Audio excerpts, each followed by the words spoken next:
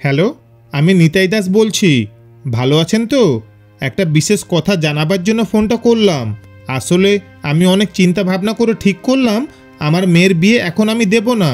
কিছু মনে করবেন না, এখনও অনেক সময় আছে। আপনারা অন্য মেয়ে দেখে নিন। নমস্কার। বলে ফোনটা রেখে দিয়ে নিতাই চেয়ারে বসে স্বস্তির নিঃশ্বাস ফেলে। পাশে দাঁড়িয়েছিল শ্যামাশ্রী ওরফে শ্যামা। বাবাকে জড়িয়ে ধরে বলে, তুমি আমার সেরা বাবা। আমার বাবা সব বাবাদের থেকে অন্যরকম, এই জন্যই তুমি সেরা সেরা। নিতাই চোখে হাত চাপা দিয়ে ডুকরে কেঁদে ওঠে। শ্যামা নিতাইয়ের হাত সরিয়ে চোখের জল মুছিয়ে দিয়ে বলে, তুমি যা করেছ ঠিক করেছ। পাশ থেকে শ্যামার মা রত্না বলে, এটা কি ঠিক করলে? এত ভালো পাত্র হাতছাড়া করলে, এমন পাত্র আর পাবে? নিতাই বলে, না পেলে না পাবো তাই বলে মেয়েটাকে তো আর জলে ফেলে দিতে পারি না। তাছাড়া আমার মেয়ে ফেলনা নয় যে ও দিনের পর দিন অপমানিত হবে আর সেটা দেখব। শ্যামাও বাবাকে সমর্থন করে বলে, মা তুমি এত চিন্তা করো না, আমি বাবার মতো বাবার সাথে কাজ করব। তাছাড়া তোমরা তো আমাকে পড়াশোনা শিখিয়েছ, আমি চাকরি করব আর না পেলে বাবার সেলুনে কাজ করব। রত্না আর নিতাইয়ের মেয়ে শ্যামা।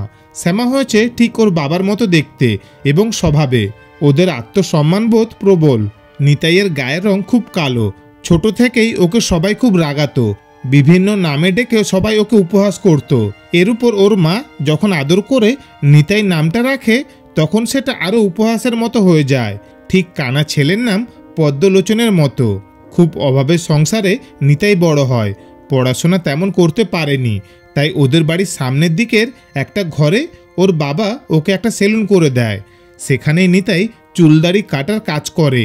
ওর ভালো ব্যবহারের জন্য ভিড় হয় বেশ ভালোই, তাই পয়সার অভাব আর থাকে না।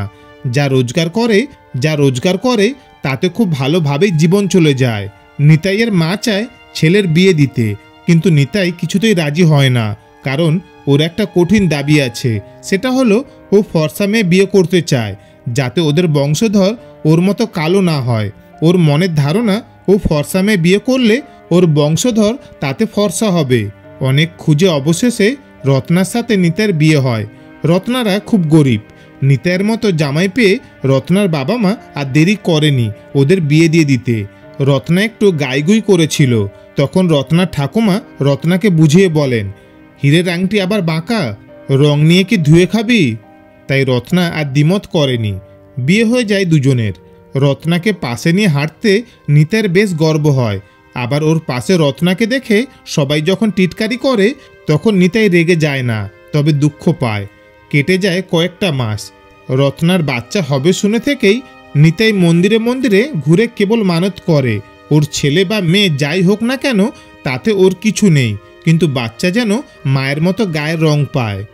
ঠাকুর মনে হয় ওর কথা কানে তোলেননি। নিতাইয়ের মেয়ে হয়, আবার তাকে একেবারে নিতাইয়ের মতোই দেখতে। মেয়েকে দেখে নিতাই কান্নায় খুব ভেঙে পড়ে, কিন্তু যখন মেয়ে জন্মানোর পরেই নিতাই লটারির টিকিটে টাকা পায় তখন ওর সব কষ্ট দূরে চলে যায়। মেয়েকে লক্ষ্মী মনে করে আদরে ভরিয়ে রাখে। আদর করে নাম দেয় শ্যামাশ্রী, তবে ডাকে শ্যামা বলে। ছোট থেকেই মেয়েটা হয়েছে খুব বাবার নেওটা। দিনরাত বাবা বাবা করে বাবার সাথে জুড়ে থাকে। নিতাই ও মেয়েকে চোখে হারায়। লটারির টাকা দিয়ে নিতাই সেলুনটা বেশ আধুনিক ধরনের করে নেয়। মেয়ের বিয়ের জন্য টাকা রেখে দেয়, মেয়েকে ভালো স্কুলে ভর্তি করে দেয়। শ্যামাও পড়াশোনাতে বেশ ভালো হয়েছে। ওকে কেউ ওর রং নিয়ে কিছু বললে খুব কষ্ট পায়, তবে রেগে যায় না, বরং তার সাথে কথা বলা বন্ধ করে দেয়, নয়তো তার সাথে খুব ভালো ব্যবহার করে। ও এখন বড় হয়েছে, তাই বুঝতে পারে সবার উপহাস উপেক্ষা করে এগিয়ে যেতে হবে। পড়াশোনা শেষ করে চাকরির জন্য প্রস্তুতি নিচ্ছে শ্যামা। নিতাই চায় লালিত্য থাকতে থাকতে মেয়ের বিয়েটা দিয়ে দিতে। তাছাড়া বিয়ে দেব বললেই তো আর বিয়ে হয়ে যাবে না। কত যে পাত্র দেখতে আসবে আর যাবে তার ঠিক ঠিকানা নেই। এসব চিন্তা করেই দীর্ঘশ্বাস ফেলে নিতাই। ইতিমধ্যেই কয়েকটা পাত্রপক্ষ দেখে গেছে, সবার সেই একই কথা, বড্ড কালো। শ্যামা যখন ঠিক করে ও বিয়ে করবে না, তখনই উলুবেড়িয়ার নন্দী বাড়ির ছেলে চয়ন আসে শ্যামাকে দেখতে। এক দেখাতে চয়নের পছন্দ হয়ে যায় শ্যামাকে। চয়ন দেখতে শুনতে বেশ ভালোই, অবশ্য খুব ভালো একটা চাকরি করে না, তবে চয়ন খুব ভালো মনের মানুষ বলেই শ্যামার মনে হয়। শ্যামারও বেশ ভালো লাগে চয়নকে। ওর কথাবার্তার মধ্যে কেমন যেন একটা আন্তরিকতা আছে। জামাই হিসেবে বেশ ভালো বলেই নিতাই মনে করে। বিয়ের কথাবার্তা বেশ এগিয়ে গেছে। এর মধ্যে মাঝে মাঝে শ্যামার সাথে চয়ন দেখা করে। শ্যামা জানে চয়ন সুপুরুষ ঠিকই, কিন্তু পড়াশোনা তেমন জানে না, আর ভালো চাকরিও করে না। তবে ওদের অনেক জমি জায়গা আছে, অনেক চাষবাস হয়। চয়নদের একান্নবর্তী পরিবার। সেদিন চয়ন যখন শ্যামাকে ওদের বাড়ি পৌঁছে দিয়ে যায়, তখন ওদের পাড়ার অনেকেই ওদের দুজনকে দেখে। একজন তো বলেই বসে, তোর কপালটা বেশ ভালো রে শ্যামা, এমন সুন্দর একটা বর পেলি। শ্যামা চুপ করে থাকে, কোনো উত্তর দিতে পারেনি, কিন্তু মনে মনে খুব ক্ষুব্ধ হয়। সেদিন আবার শ্যামার মণি কাকিমা যখন ওই একই কথা বলে, তখন শ্যামা খুব রেগে যায়। বলে, গায়ের রংটাই মানুষের আসল পরিচয় নয় গো কাকিমা, তাছাড়া আমি কিসে কম উনার থেকে। বাড়িতে এসে মনমরা হয়ে থাকে শ্যামা। মনে ভাবে, এই সুপুরুষকে কি বিয়ে করা ঠিক হচ্ছে? সবসময় তো এমন কথা শুনতে হবে, তার থেকে বরং বিয়ে না করাই ভালো। শ্যামার এই কথা শুনে রত্না বলে, এমন করে হাতের লক্ষ্মী পায়ে ঠেলিস না শ্যামা, ভগবান হয়তো এটাই চান। মন থেকে অন্যের উপহাস করা কথা দূরে সরিয়ে দে। তুই তো কাউকে পাত্তা দিস না, কারোর কথা কানে নিস না, তাহলে বাইরে দু চারটে লোকের কথা শুনে রাগ করছিস কেন? শ্যামা চুপ করে থাকে। মনে ভাবে, মা তো ঠিকই বলেছে। বিয়ের দিন যত এগিয়ে আসছে শ্যামা তত ভেঙে পড়ছে। শ্যামাকে আগে যারা দেখতে পারতো না, তারা তখন শ্যামার খবর নেওয়ার জন্য উদগ্রীব হয়ে থাকে। আবার মাঝে মধ্যে ওকে ওর গায়ের রং কেমন সেটা মনে করিয়ে দিতেও ভোলে না। শ্যামা দোটানায় পড়ে যায়। সেদিন চয়নের মা ফোন করে রত্নাকে বলে, ভালো আছেন দিদি? সেদিন নানান কথার মাঝে বলা হয়নি, ছেলের একটা বাইকের খুব শখ, আপনার মেয়েও তো চড়বে। আপনার একটাই মেয়ে আর জামাই, তাদের শখ পূরণের জন্য এটুকু তো দিতেই পারেন, তাই না?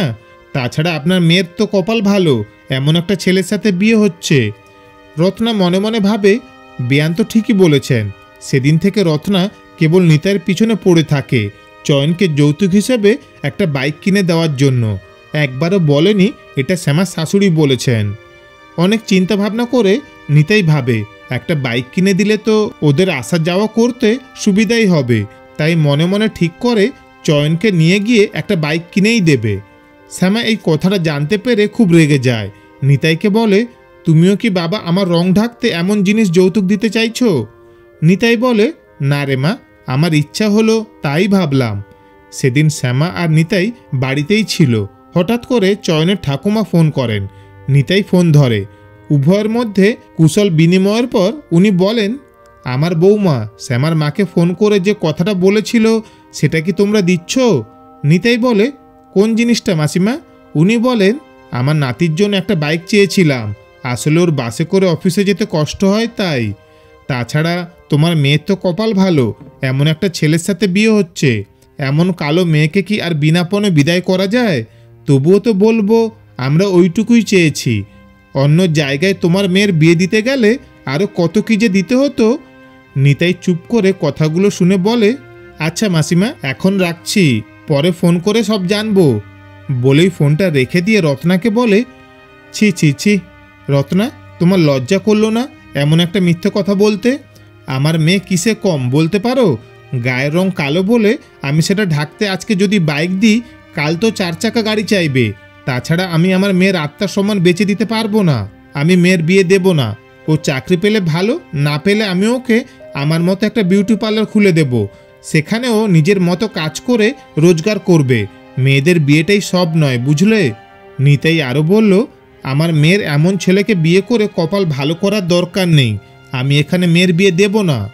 শ্যামা এটাই চাইছিল, কারণ সেদিন যখন চয়নের সাথে দেখা হয়েছিল তখন চয়ন ওর সাথে কথা বলতে বলতে বলেই ফেলেছিল, আমার মতো ছেলে বলেই তোমার মতো মেয়েকে বিয়ে করতে রাজি হয়েছে। সেদিন চয়নের কথাতেই ভালো মানুষের মুখোশ খুলে গিয়েছিল।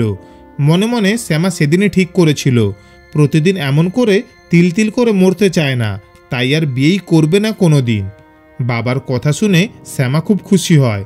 বাবাকে জড়িয়ে ধরে বলে, তুমি আমার সেরা বাবা, সব থেকে সেরা। আজ থেকে আমি নিজের মতো করে রোজগার করব তোমার সাথে। বিয়ে ভেঙে যাওয়ার জন্য রত্নার খুব কষ্ট হয়, কিন্তু বাবা আর মেয়ে বহাল তবিয়তে আছে। নিতাই আগে শ্যামাকে বিউটিশিয়ান কোর্সে ভর্তি করে দেয়। কোর্স শেষ করে সার্টিফিকেট পাওয়ার পরে নিতাই শ্যামাকে একটা বিউটি পার্লার খুলে দেয়। সেখানে চুল, ভ্রু ইত্যাদির সাথে কোণে সাজানোর কাজও করে শ্যামা। পার্লারের নাম দেয় শ্যামাশ্রী বিউটি পার্লার। শ্যামা এখন সবাইকে নিজের মনের মতো করে যত্ন সহকারে সাজিয়ে অপরূপা করে তোলে। সবাই ওর কাজের প্রশংসা করে। যারা ওকে ওর গায়ের রং নিয়ে কথা শোনাতো তারাও আসে নিজেদের সুন্দরী করতে। শুনছিলেন আজকের গল্প শ্যামাশ্রী, কলমে দেবিকা মিত্র। গল্পটি কেমন লাগলো কমেন্ট করে জানাবেন। ভালো লাগলে লাইক ও শেয়ার করবেন। ধন্যবাদ।